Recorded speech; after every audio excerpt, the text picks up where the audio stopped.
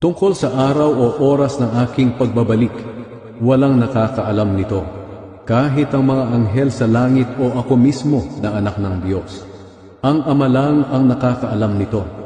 Kung ano ang mga ginawa ng mga tao noong kapanahunan ni Noe, ay ganoon din ang gagawin ng mga tao sa pagdating ko na anak ng tao. Nang mga araw na iyon, bago bumaha, ang mga tao ay nagsisikain, nagiinuman, at nagsisipag-asawa hanggang sa araw na pumasok si Noe sa barko. Wala silang kaalam-alam sa mangyayari hanggang sa dumating ang baha at nalunod silang lahat. Ganyan din ang mangyayari sa pagdating ko na anak ng tao. Sa araw na iyon, kung may dalawang lalaking nagtatrabaho sa bukid, maaaring kukunin ang isa at iiwan ang isa.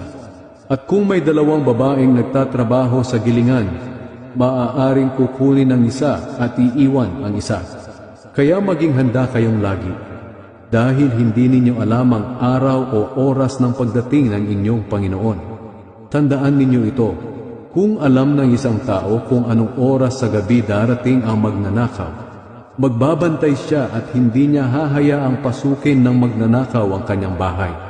Kaya maging handa rin kayo, dahil ako na anak ng tao ay darating sa oras na hindi ninyo inaasahan.